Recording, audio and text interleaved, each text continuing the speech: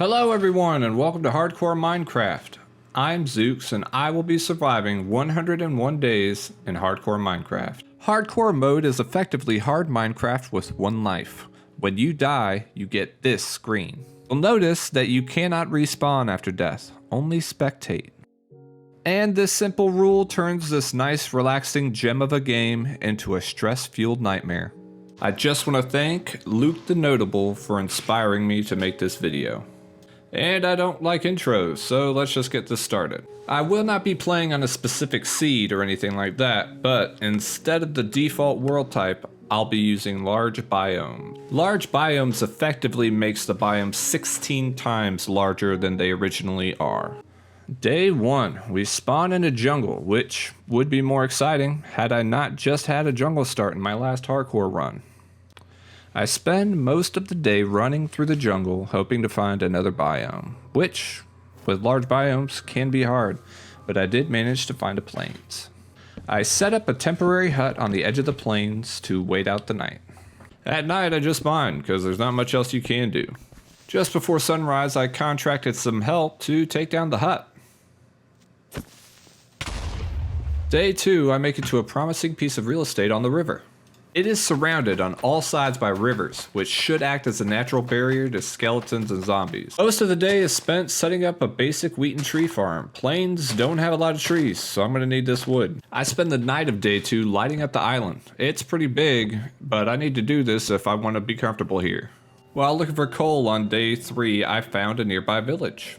The first thing I do when I get to this new village is go to the blacksmith and steal everything he has. I got more coal during the day so I could torch up the rest of my island. This sheep looks pretty pumped up about it. Day 4 and I'm getting attacked by lag. Like seriously, what the heck is happening here? This game is clearly out to get me today. This trident wielding drowned is chucking forks at me, while his phantom buddies boot me in the back of the head as I try to get away.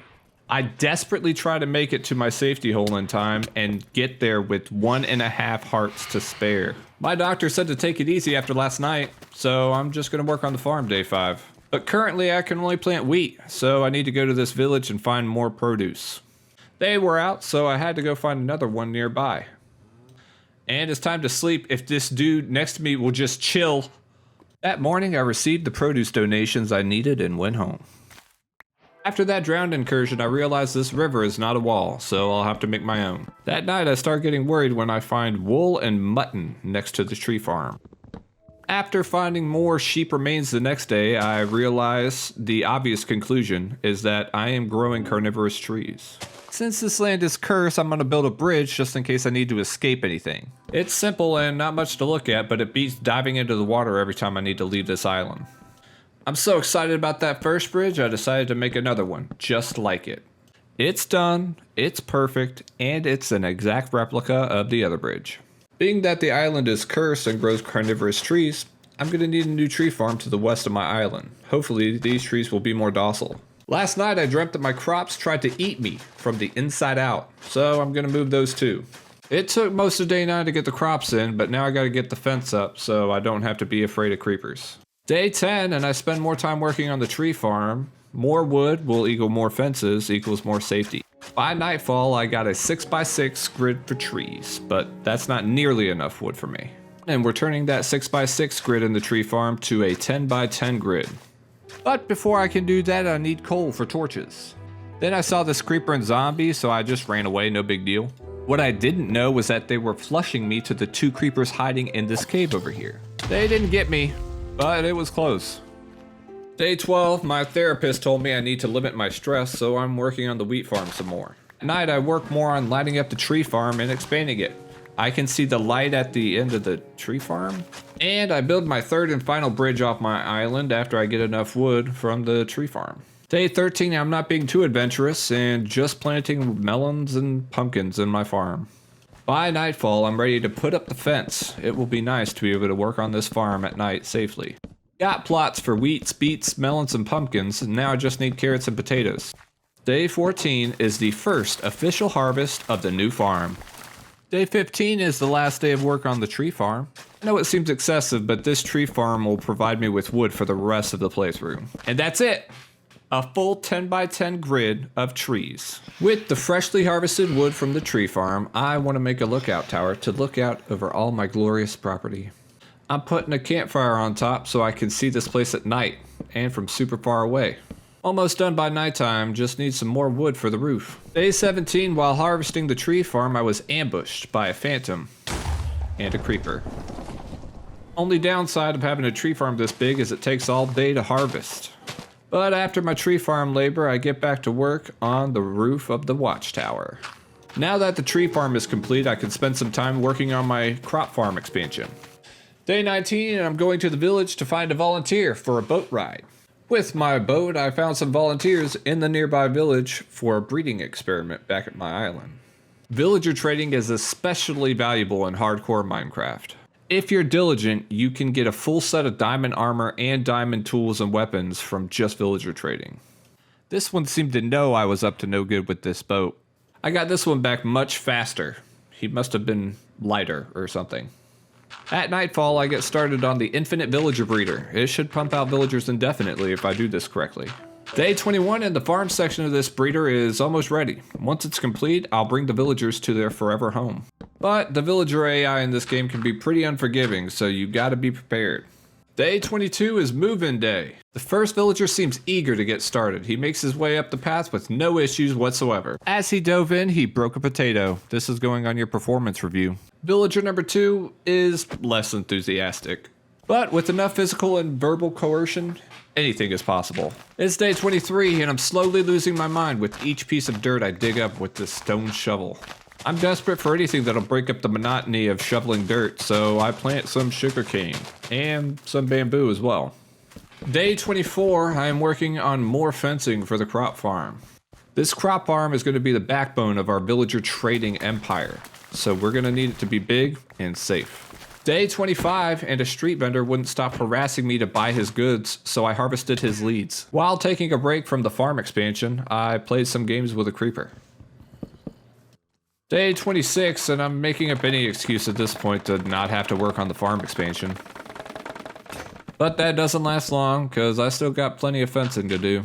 I promise it'll be worth it. It better be. By the end of all this, I'm gonna go look and see how many stone shovels I busted doing all this work. Well, I clearly can't take more of that, so I'm gonna start working on this structure that will keep the volunteers while I force them to trade with me. Day 28, the track used to hire new volunteers is getting started. This activator rail is pretty cool. It's like a little eject button. It pops them right out. Another important part to any onboarding track is a place to pick up new hires in a minecart. But I'm running low on track resources, so I gotta go mining. I wouldn't recommend ravine diving in hardcore, but I couldn't find any caves. Of course, it seems this trip into the ravine has paid off. There's some sneaky diamonds hiding underneath that water there. I don't want any creepers dropping on my head, so I decided to dig underneath and get at those diamonds from below. Every Minecraft playthrough, I take the first diamond I mine and frame it as a memento. It's day 30, and the dispenser for our onboarding track is going in. And while mining, I got enough iron to get the track laid out back to the workspaces. While working on the track, a creeper who was not getting hired protested by blowing up the track. As the sun sets, the onboarding track is complete. Kind of. That creeper took out some rails, so now I have to do the onboarding face to face. You gotta be careful though, zombies can smell those villagers from a mile away. We are finally trading day 32. I need to get this toolsmith upgraded if I want a diamond shovel. Once a journeyman, you get hose from this guy for 1 emerald. I keep the ones I like and throw the ones I don't like in the river. Once you've spent enough money on hose, this guy will offer you an enchanted diamond shovel. This guy is straight up offering me an enchanted Silk Touch Unbreaking 3 diamond shovel. But I don't have enough emeralds for it yet, so I gotta harvest my farm. After selling some crops, I get enough money to buy my enchanted diamond shovel and say goodbye to stone shovels forever. I'm feeling re-energized by my new diamond shovel. I get back to expanding the farm on day 34. It feels so good to shovel dirt now. The expansion is going by much quicker with the new tools, and on day 35 I am nearly done tilling all the land. After that I gotta lay down a ton of seeds. It won't be long until I'm swimming in emeralds. That's it! Day 36, crop farm is complete. 400 plus crops growing in this farm. With the crop farm complete, I can add new villagers to the trading hall. Here I'm adding a weaponsmith.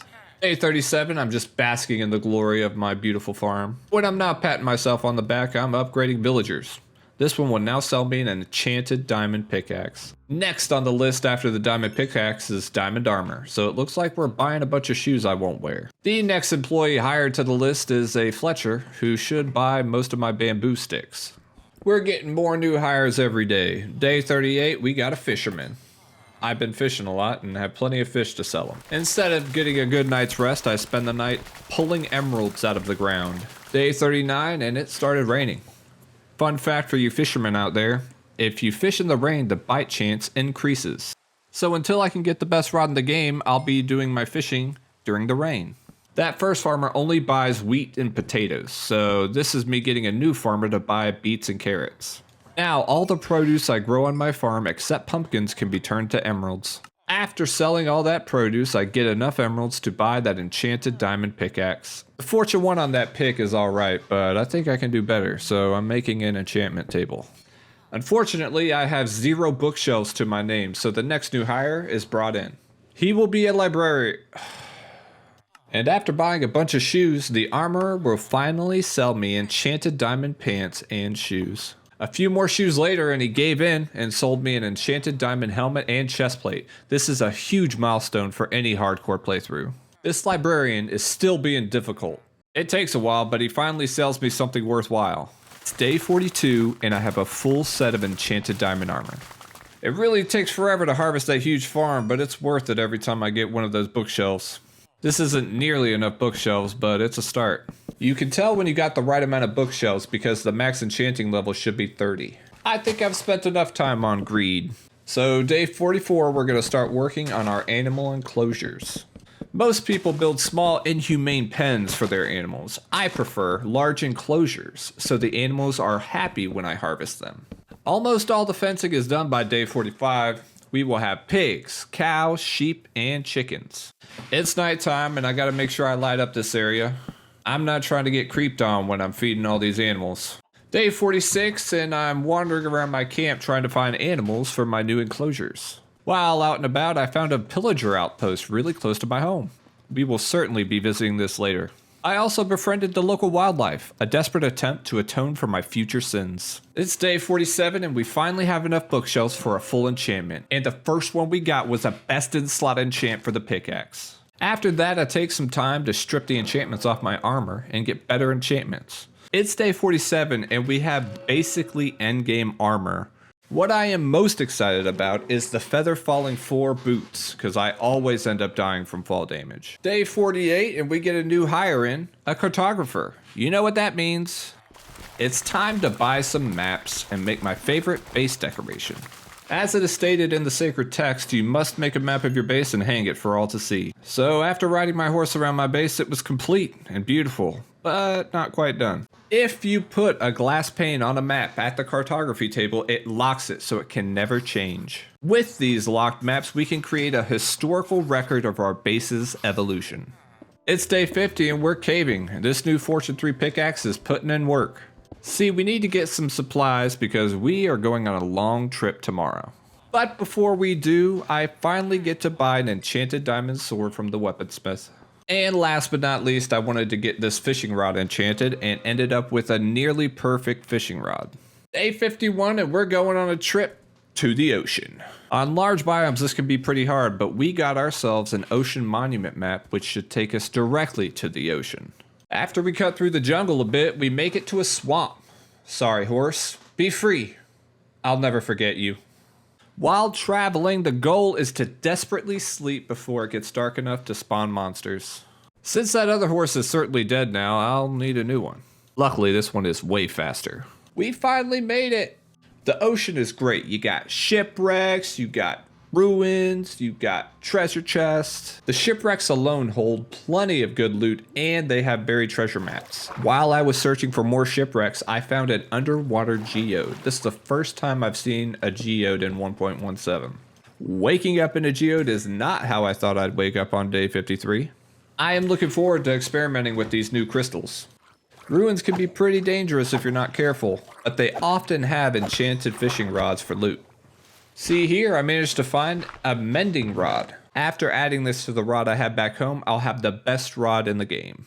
A wise wizard once told me how to find buried treasure easy. Just put yourself exactly like I did on the map and you should find the loot no problem. Doing some brief exploration on day 54 before heading home, and I found a village on the ocean. This village will be a good base of operations for my ventures into the ocean. As soon as I left, I found another village, pretty close by too. Time to add this one to the list of things to do. Oh, and it's just gorgeous. It's a savanna village that's spilling into a jungle. This trip was all kinds of worth it.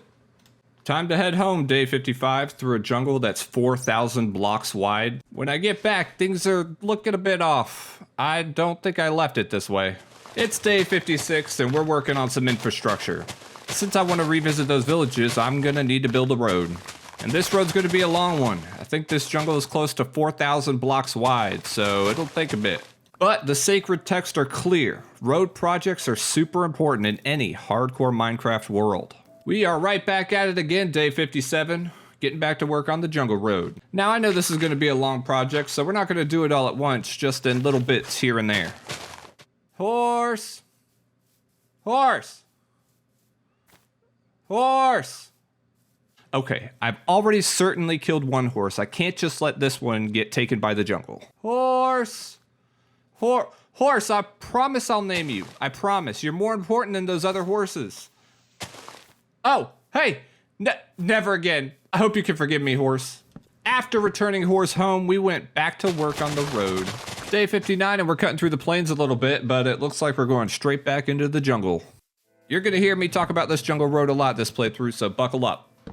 Day 60 and I brought a lead with me this time so horse doesn't get lost and eaten alive in the jungle. I am already loving the feeling of this jungle road. It feels so good to run through these paths. Day 61 and we're caving for some obsidian, but instead I found a skeleton and a creeper. It's time to check out our nether. Though it took most of the day to get the obsidian, so this is all we got for today. And here we go. Ugh, yuck, soul sand. I spent the day moving the portal deep underground and far, far away from the soul sand. Day 69, I'm being bold, and after Gaspong, I discovered a bastion. Oh no.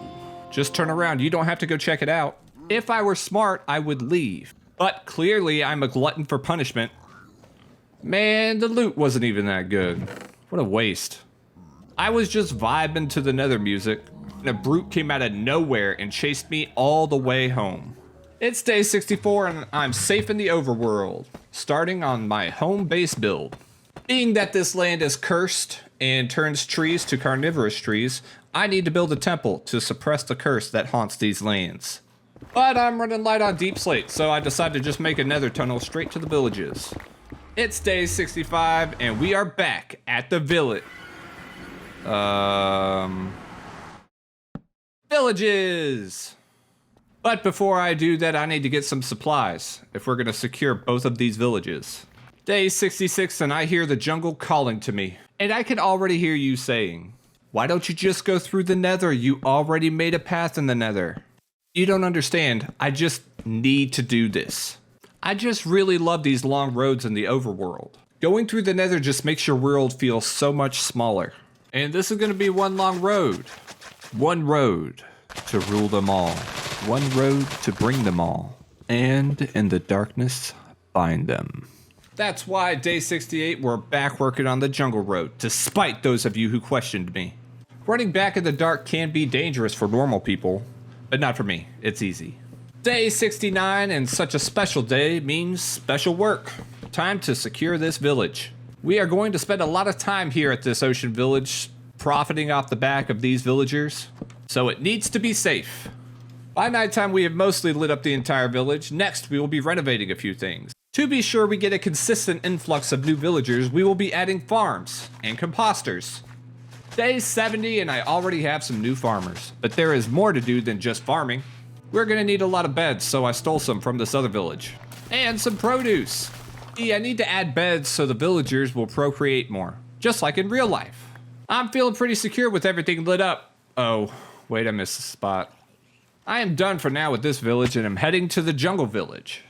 I want to subjugate these people as well. but I had no supplies, so I'm gonna have to run home.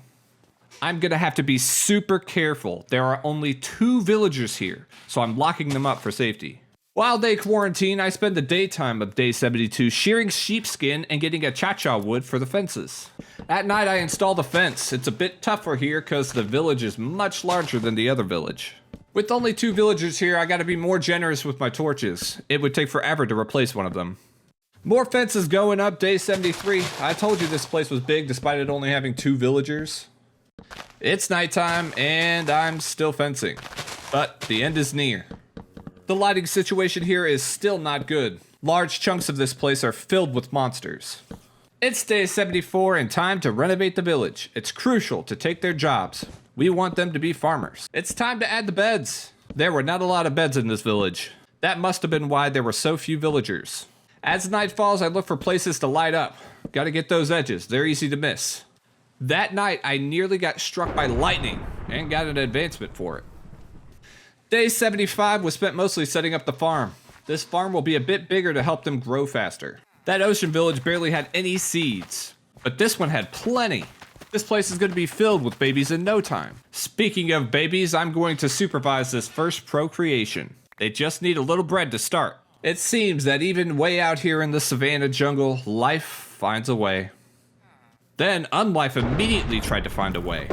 I easily bested all 4 of them. Now their skelly horses are mine.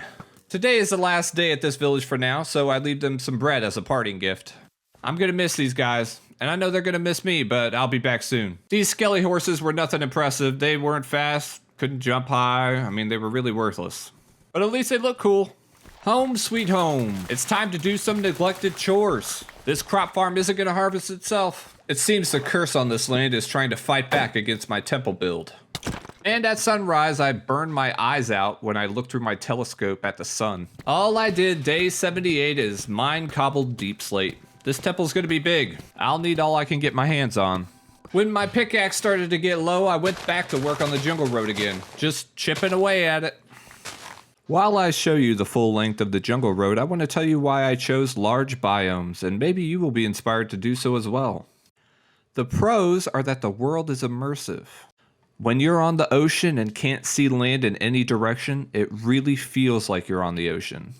You're not going to see a bunch of other biomes from one spot on the map. And this means you don't end up with those really small biomes. If you manage to find a mushroom biome or a badlands, you're going to find a huge biome and have plenty of space to play with. Also, with large biomes, you end up with more structures generating. No more are the days when you get to a plains and you search for a village and can't find one. In large biomes, you're going to have several villages to choose from. The distance can be a bit of a chore, but in my opinion, it's totally worth it. Day 81, and we're spending some time with our neglected livestock. I'm adding some quality of life options in the enclosures. Things like shelters, water troughs, trees, all that stuff.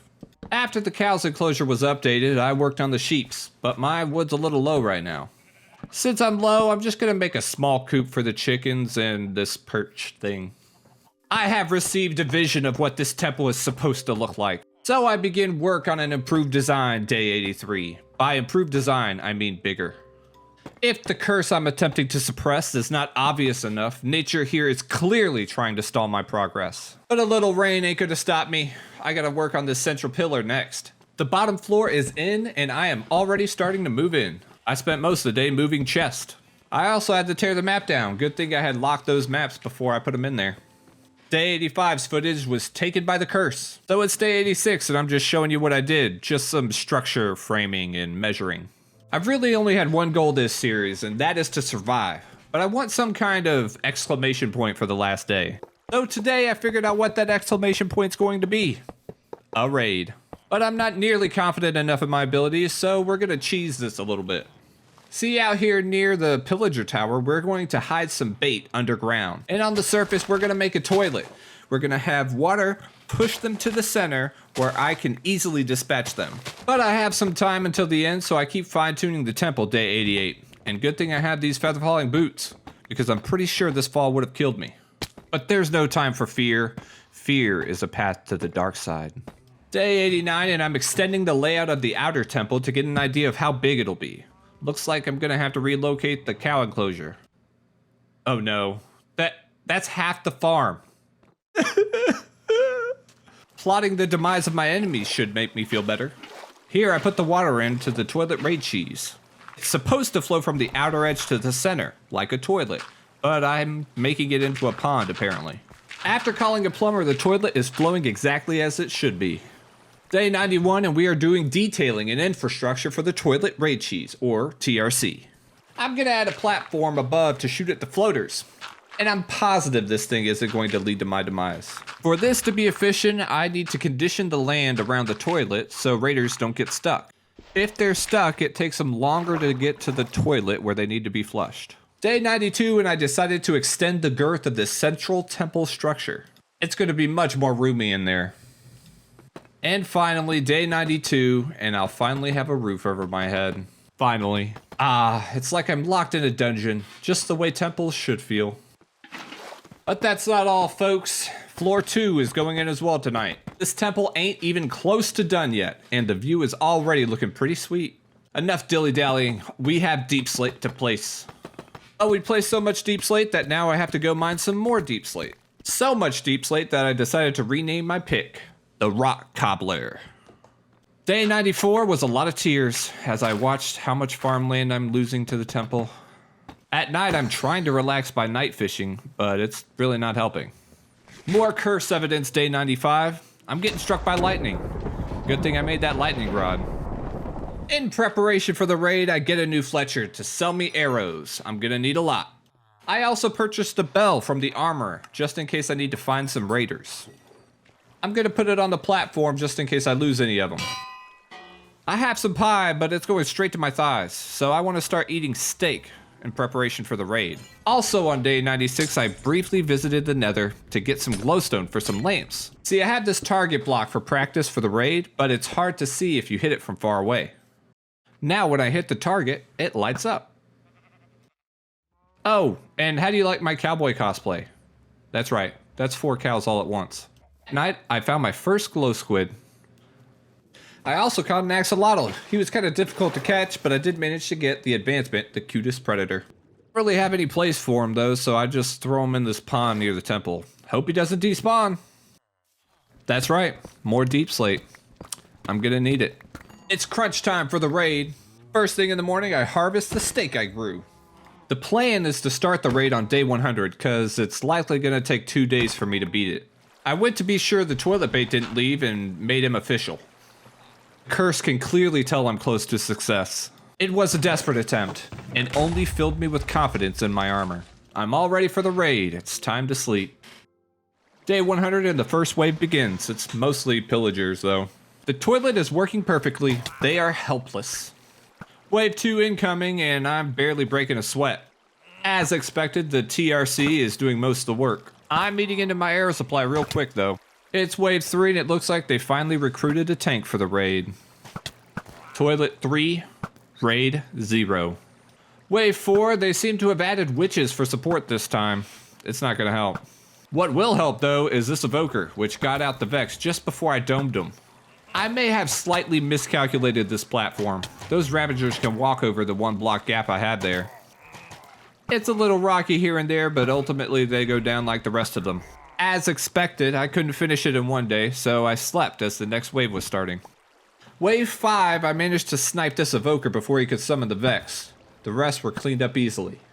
I'm just a bit overwhelmed with whatever this wave is. I got knocked into the toilet, but I had a golden apple and a totem, so it was all good. Here is a mid-rate tip. Don't stand far away just fighting Vex. The evoker just keeps spawning them. I ignored the Vex and went straight for the evoker, and he was flushed along with the rest of them. And finally, day 101, the raid is complete. I take my first totem and frame it as a memento. And that's it. That's the end of the beginning. It was certainly an adventure, and one I will certainly be continuing. This whole process has been a blast, and I've learned a lot. Please take some time to like and subscribe. It will really help me gauge how you all feel about this content. Also, please let me know in the comments below. Things you like, things you dislike, things about the video that could be better. This is all brand new to me and this is my first video, so I would love to hear your feedback and improve. I'm going to be uploading all the footage of this playthrough unedited and with no commentary. It's not going to be for everyone, but I enjoy them and wanted to include it. Well, that's it. Bye now.